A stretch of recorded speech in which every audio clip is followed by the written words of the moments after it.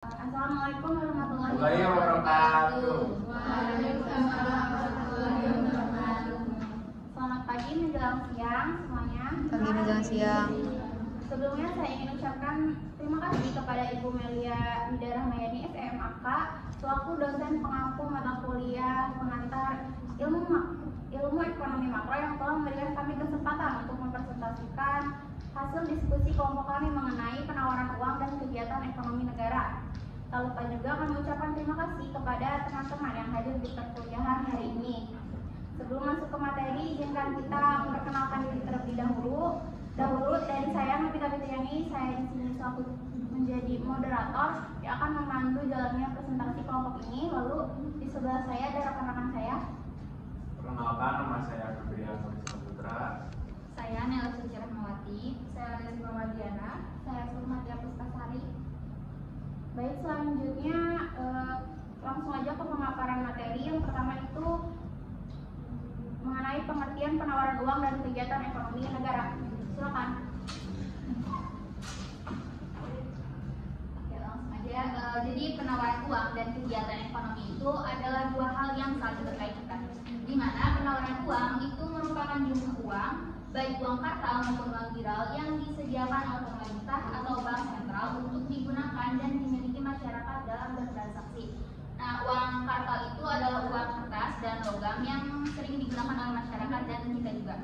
Nah, kalau uang viral itu simpanan di bank yang dapat digunakan juga sebagai alat pembayaran seperti cek dan transfer. Nah, penawaran uang ini itu berpengaruh langsung terhadap kegiatan ekonomi negara seperti konsumsi, investasi, inflasi, dan pertumbuhan ekonomi.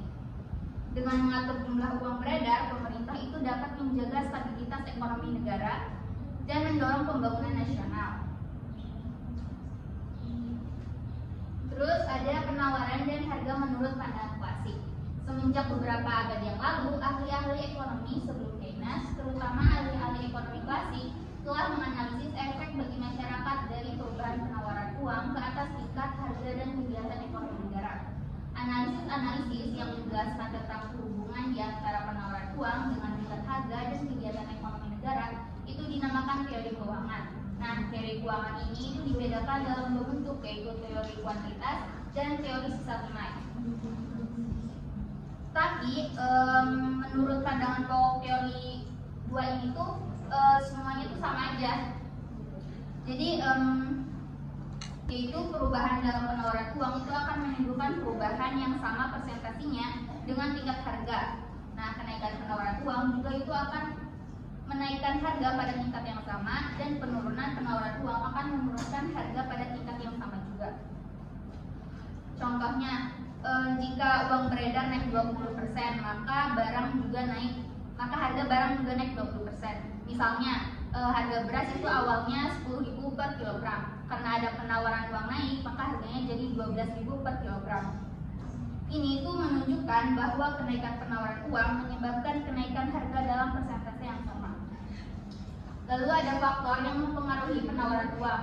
Ada 4. Yang pertama, tingkat bunga.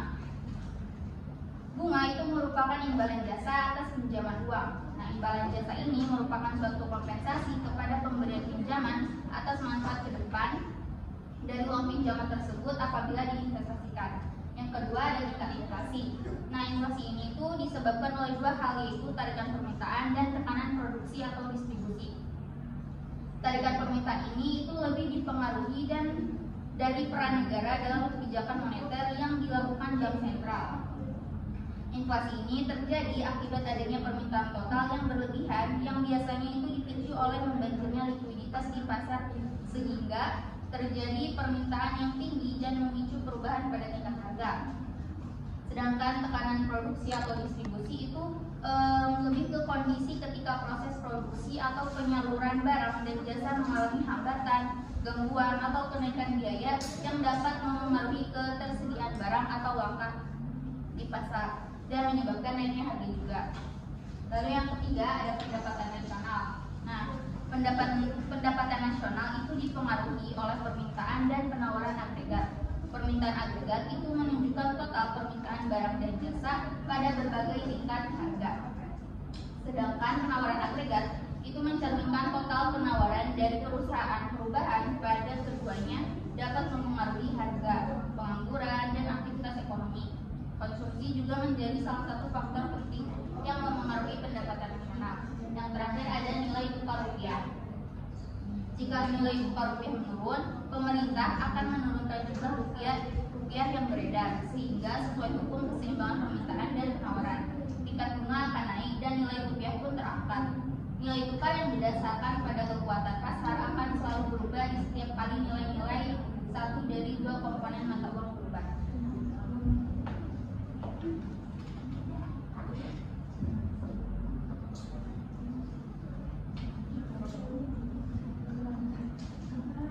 Selanjutnya ada kurva penawaran uang.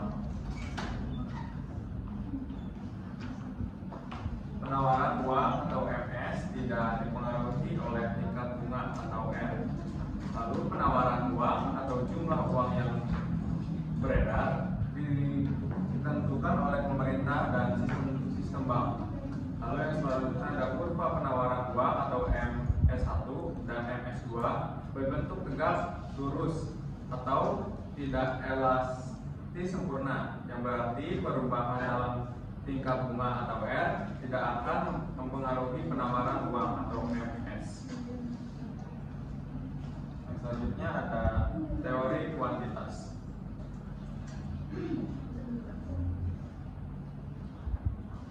Pandangan dari teori kuantitas, uang adalah perubahan dalam penawaran. Dalam penawaran, uang akan menimbulkan perubahan yang sama tingkatnya ke atas harga-harga. Dan perubahan kedua variabel tersebut adalah ke arah yang sama. Apabila penawaran uang bertambah sebanyak 5%, maka harga-harga juga akan berkurang sebanyak 5%. Pandangan teori kuantitas didasarkan kepada dua asumsi berikut.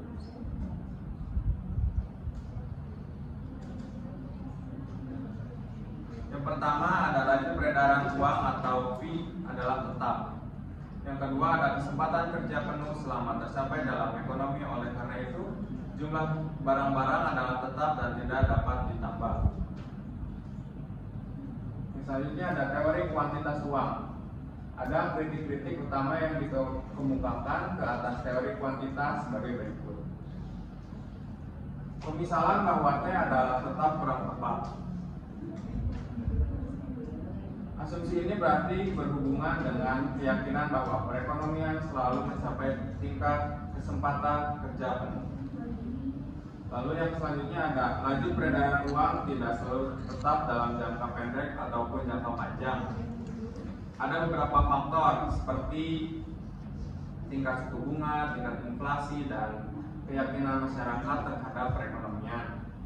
Lalu ada hubungan di antara penawaran uang dan harga lebih rumit dari yang diterangkan oleh teori kuantitas. Lalu selanjutnya ada teori kuantitas hanya memperhatikan fungsi uang sebagai alat melicinkan kegiatan tukar menukar dan transaksi dengan menggunakan uang. Lalu yang selanjutnya ada teori kuantitas mengabaikan efek perubahan penawaran uang ke atas suku bunga.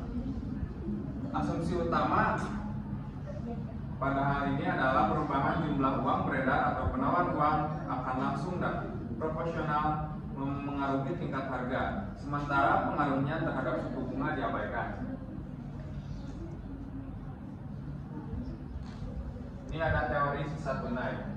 Beberapa tahun sebelum Irving Fisher mengembangkan teori kuantitas, seorang ahli ekonomi Inggris yaitu Alfred Marshall dari Hamburg mengembangkan teori sisa tunai. Teori ini juga menerangkan sifat hubungan di antara penawaran uang dan tingkat harga. Teori C1 naik mempunyai pandangan yang sama dengan teori kuantitas uang. Teori ini juga berpendapat bahwa perubahan dalam penawaran uang akan menimbulkan perubahan harga yang sama. Tingkatnya, teori sisa tunai diterangkan dengan menggunakan persamaan berikut. M sama dengan H kecil P T. Rumus ini menyatakan bahwa jumlah uang beredar atau M dalam perekonomian sama dengan jumlah transaksi atau K dikalikan dengan tingkat perputaran uang atau P dan harga atau T. Dan Yang selanjutnya ada teori sisa tunai. Menurut Marshall beranggapan bahwa dari banyaknya peredaran uang yang berada di masyarakat, sebenarnya tidak keseluruhan mencakup tentang uang yang dimiliki oleh masyarakat, karena ada sebagian yang masih dipegang secara tunai atau cash. Kemudian ada M sama dengan APT atau M sama dengan KPI, yang yaitu adalah pendapatan real. Lalu selanjutnya ada uang dan kegiatan ekonomi dalam pandangan Keynes.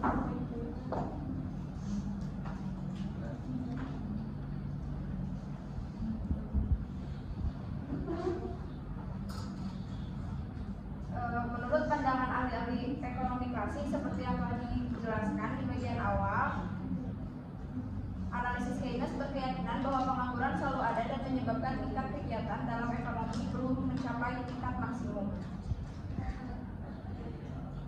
Terus, John Maynard Keynes menjelaskan bahwa masyarakat menggunakan uang untuk 3 motif utama, yaitu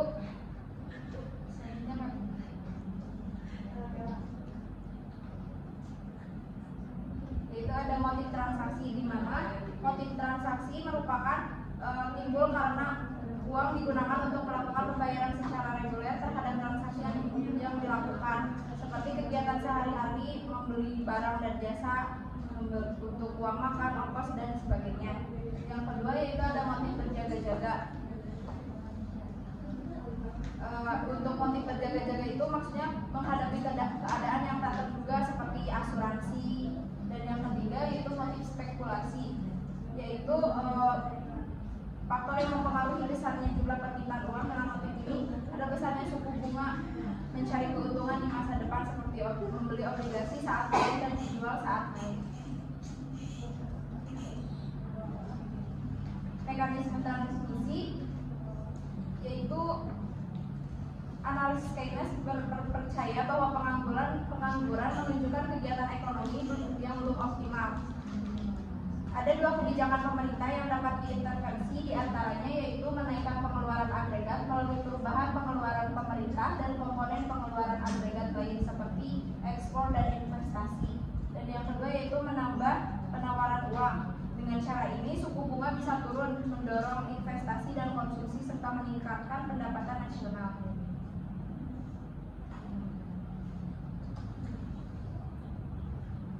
Pada efek perubahan penawaran uang ke atas, kegiatan ekonomi negara dapat dibedakan menjadi 3 tahap perubahan, yaitu perubahan dalam penawaran uang akan menimbulkan perubahan ke atas suku bunga. Yang kedua yaitu selanjutnya perubahan suku bunga akan mengubah jumlah investasi. Dan yang ketiga, perubahan investasi mengubah pengeluaran dan akhirnya pendapatan nasional. Ada beberapa kurva. Yang pertama yaitu kurva permintaan dan penawaran, di mana penawaran uang akan meningkat, maka suku bunga menurun. Dan di kurva kedua yang bawah itu merupakan kurva investasi, di mana suku bunga mengalami penurunan yang membuat investasi bertambah. Dan kurva yang ketiga yaitu kurva pendapatan nasional, yaitu investasi yang naik yang menyebabkan pengeluaran agregat meningkat sehingga pendapatan nasional pun akan naik. Dalam perangkap likuiditas, untuk perangkap likuiditas yaitu situasi ekonomi yang merugikan yang dapat terjadi ketika konsumen dan investor menimbun uang tunai alih-alih membelanjakannya atau menginvestasikannya, bahkan ketika suku bunga rendah, sehingga menghambat upaya pembuat kebijakan untuk merangsang pertumbuhan ekonomi. Istilah pertama kali ini digunakan oleh John Maynard Keynes yang mendefinisikan bahwa perangkap likuiditas merupakan kondisi yang dapat terjadi ketika suku bunga jatuh begitu rendah sehingga kebanyakan orang lebih suka membiarkan uang tunai daripada menaruh uang dalam bentuk obligasi dan instrumen utang lainnya. Dampaknya yaitu membuat para pembuat kebijakan moneter tidak berdaya untuk merangsang pertumbuhan dengan meningkatkan pasokan uang atau menurunkan suku bunga yang lebih lanjut. Nah, terus sejak zaman Keynes istilah ini digunakan secara lebih luas untuk menggambarkan kondisi pertumbuhan ekonomi yang lambat yang disebabkan oleh penimbunan uang tunai yang meluas karena kekhawatiran terhadap suatu peristiwa negatif yang mungkin akan datang. Dari sini masalah yang menonjol dalam perangkap likuiditas adalah bahwa bank mengalami kesulitan menarik peminjam yang memenuhi syarat untuk mendapatkan pinjaman. Hal ini diperarah oleh fakta bahwa dengan suku bunga yang sudah mendekati nol, hanya ada sedikit ruang untuk insentif tambahan guna menarik kandidat yang memenuhi syarat. Selanjutnya ada kebijakan moneter dan kegiatan ekonomi. Selanjutnya ada kebijakan moneter dan kegiatan ekonomi. Kebijakan moneter ialah kebijakan yang dilakukan oleh pemerintah melalui bank sentral guna untuk mengatur penawaran uang dan tingkat bunga dalam batas yang wajar dan aman. Nah, kebijakan ini juga merupakan proses mengatur persediaan uang di suatu negara, seperti menahan terjadinya inflasi, terus mencapai pekerjaan penuh atau mengurangi pengangguran, dan lain sebagainya. Kebijakan moneter ini dapat melibatkan standar bunga pinjaman. Jadi, standar bunga pinjaman itu bank sentral mengatur tingkat bunga pinjaman yang bertujuan untuk mempengaruhi jumlah pinjaman dan jumlah uang yang beredar dalam suatu perekonomian negara. Nah, kebijakan ini juga melibatkan margin requirement, terus ada kapitalis untuk bank, atau bahkan bertindak sebagai peminjam usaha terakhir atau melalui persetujuan negosiasi dengan pemerintah lain. Dalam kebijakan moneter ini terbagi menjadi dua golongan. Yang pertama itu adalah kebijakan moneter kualitatif. Kebijakan moneter kualitatif ini itu merupakan langkah-langkah bank sentral guna untuk mengawasi bentuk-bentuk pinjaman dan investasi yang dilakukan oleh bank-bank lain. Tujuan utamanya yaitu untuk mengawasi perkembangan pengawasan uang, bukan untuk mengawasi perkembangan penawaran uang, tetapi untuk mempengaruhi jenis-jenis pinjaman yang diberikan bank lain. Nah, dalam kebijakan moneter kualitatif ini juga terbagi menjadi dua jenis. Yang pertama itu ada pengawasan pinjaman secara terpilih, lalu yang kedua ada pembentukan moral. Kalau pengawasan pinjaman secara terpilih ini, kebijakan ini dilakukan dengan menentukan jenis-jenis pinjaman mana yang harus dikurangi. Tujuan utamanya dari kebijakan ini itu ialah untuk memastikan bahwa bank-bank lain memberikan pinjaman-pinjaman dan melaksanakan investasi-investasi yang sesuai dengan ketentuan pemerintah. Lalu ada pembujukan moral. Pembujukan moral ialah tindakan bank sentral yang meminta kepada bank umum agar melakukan tindakan yang dianggap perlu untuk menstabilkan peredaran uang dan suku bunga. Yang kedua itu ada kebijakan moneter kuantitatif. Kebijakan moneter kuantitatif itu ialah langkah-langkah bank sentral untuk mempengaruhi jumlah penawaran uang dan suku bunga dalam perekonomian. Dalam kebijakan moneter kuantitatif terbagi menjadi tiga macam. Yang pertama itu ada operasi pasar terbuka, yang kedua mengubah suku bunga dan diskon, dan yang terakhir itu untuk mengubah tingkat cadangan minimum. Operasi pasar terbuka ialah bank sentral melakukan jual beli surat berharga milik pemerintah di pasar terbuka. Nah, contoh dari surat berharganya itu SPBU. SPBU itu singkatan dari Sertifikat Bank Indonesia. Yang kedua itu ada mengubah suku bunga dan diskon.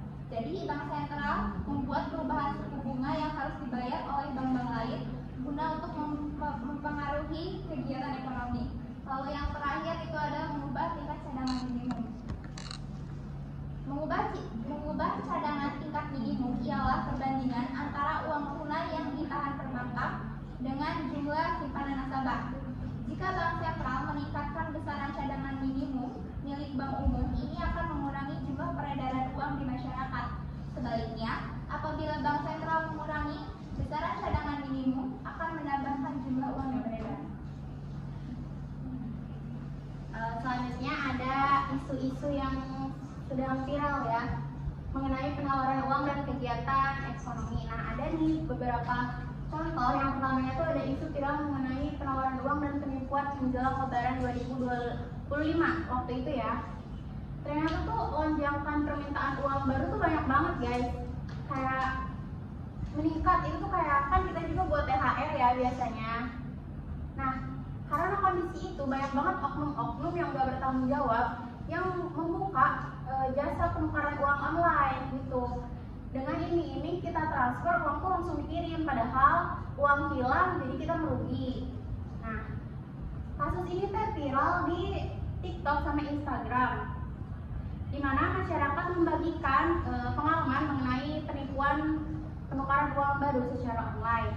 Padahal Bank Indonesia atau BI sudah menegaskan bahwa penukaran uang itu tidak dilakukan dengan transfer digital melalui rekening pribadi dan juga tidak ada pungutan biaya apapun.